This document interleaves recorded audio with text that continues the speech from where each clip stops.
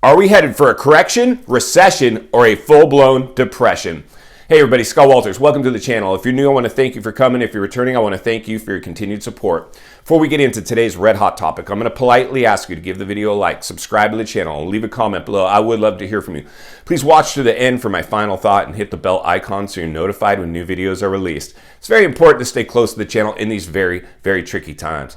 All right, folks, welcome to the channel. It's always an honor and a privilege to be with you. I hope you're all doing great. Buckle up and strap in. I got a hard-hitting pull, no punches, no sugarcoating it, no rainbows and sunshine. I'm just going to give it to you and give it to you straight. And folks, we have three choices right now. We have three things to look at today.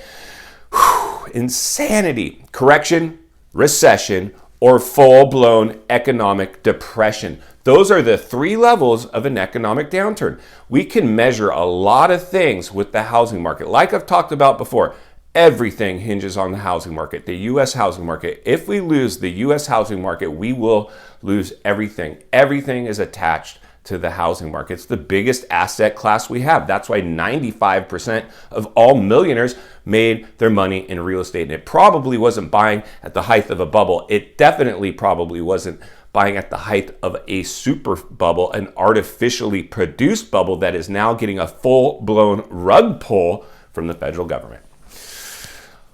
Insanity, friends, insanity, what we have to talk about today. So what we're going to look at today, we're going to have a little clip from Harvard Business School. The same question was happened in the last bubble back in 2013.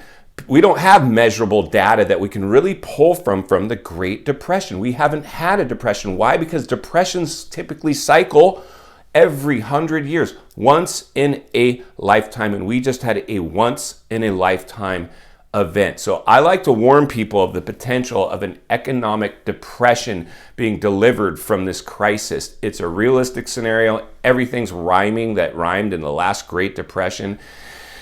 So this is something I personally, I'm not a betting man, but if I was, and I hate to say it too, because like I said, I've never lived through a depression before, and I lived through the Great Recession. I even suffered the blowback from some of that. I bought a piece of real estate in the last bubble and let it go.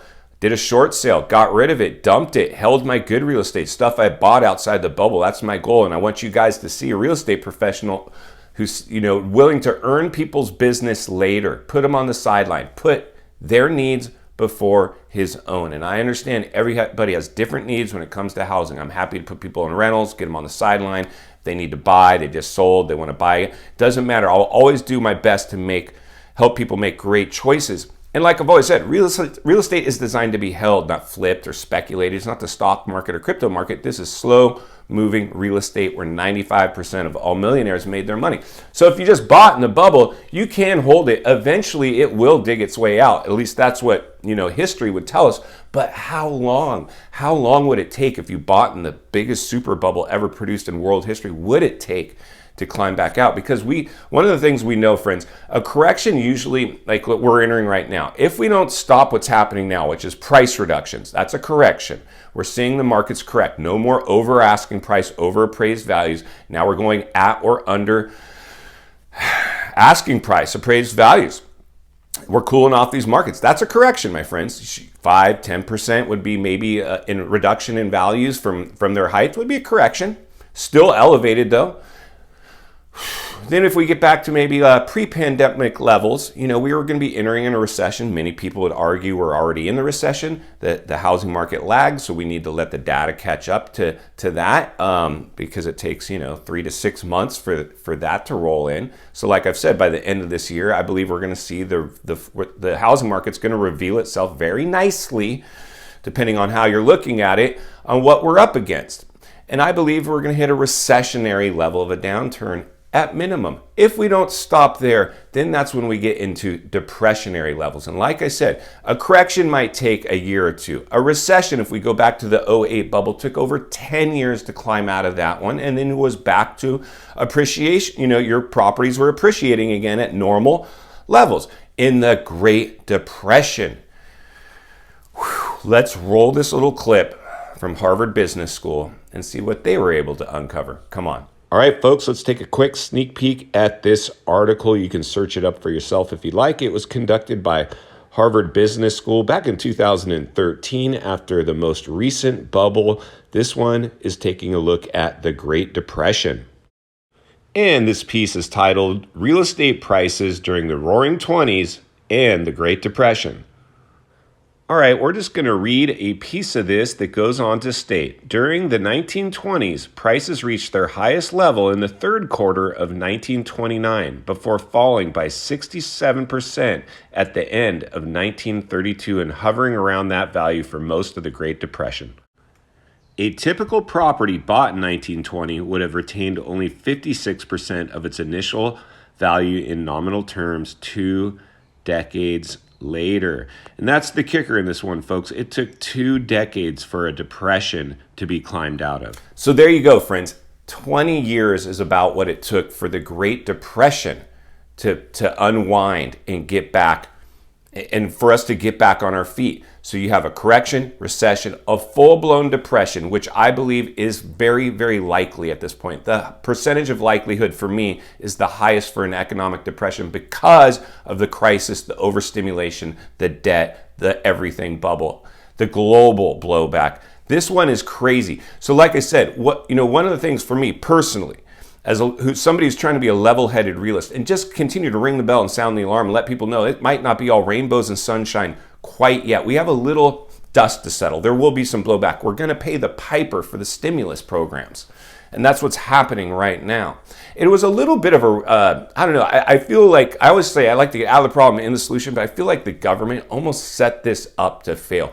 Who in their right mind would overstimulate an economy at the levels that we just saw, especially with the biggest asset class we have, real estate, and think it wouldn't have blowback? They must have known that. But for whatever reason, that's the boat we're in, and we're going to make sure that we either sink or swim. That's our choice right now. That's what we have to do. But like I've said, the first step of getting past a problem is admit there's a problem, then accept it and move away from it. Get out of the problem in the solution. See, that's the goal of the channel. Anytime we can accept it, we can move away from it. But people that are just still clinging on, I see a lot of people clinging on to that, we'll just go back to normal appreciation rates based on supply, or interest rates are still historically low. It doesn't matter. When you package this all up into a crisis that locks down a nation and dumps in the type of money that we did and created as much debt as we did, and now we're seeing the cracks start to develop, you got to understand we're at the front end of a recession. How deep will it go? If it gets into depressionary levels, we're probably looking at a 20-year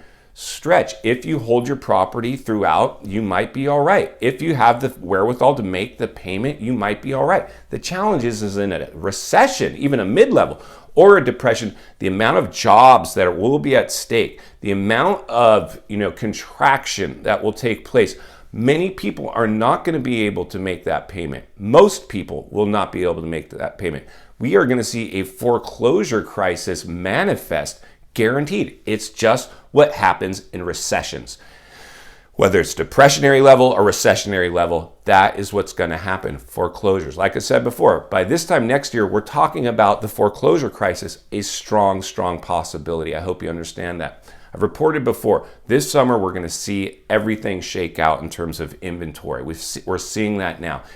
The inventory has caught up with demand because demand is very limited. So even though you might have not as much inventory as a normal market, you're still having less demand for it because people are like, not biting. I see what's going on here. I see what's unwinding. So now it's for a lot of you, in final thoughts, it's for a lot of you, the people that say, hey, listen, these are recessions. This could be a depression. Everything needed because of a crisis and overstimulation of a world economy is going to provide blowback. We might be in for a little bit of a bumpy ride. Buckle up, strap in, and insulate yourself. Get ready for that possibility. That way, when you can weather the storm, you can reevaluate these markets. Be greedy when others are fearful. Fearful when others are greedy. You're going to see fear. You're already seeing fear, aren't you? Taking over these markets. And that's when the heavy hitters, they've been out of these markets for a long time. It's just middle America, retail investors stuck in these investment markets. And that's what happened in the Great Depression. And that's what will happen in this next one. It's just the realities. Like I said, I can't come on and start painting rainbows and say, well, statistically, real estate always climbs up and, it's still the safest investment, blah, blah. It doesn't matter. the realities are you will be better off buying outside the bubble than in a bubble, and that's a fact. If you appreciate the content, I want to humbly ask you to give the video a like, subscribe to the channel, leave a comment below. I would love to hear from you. Social media links are in the description of this video if you'd like to contact me there, along with links to channels I've appeared on I think you might enjoy. If you're watching from your television set today, another video is coming in your screen at this time, and an easy subscribe icon for your convenience. If you're interested in buying or selling real estate here in America, there's an email in the description for you as well. I have a network of top-rated agents ready to assist you. As always, thank you for your time today. Please go make it count. I'll see you on the next video.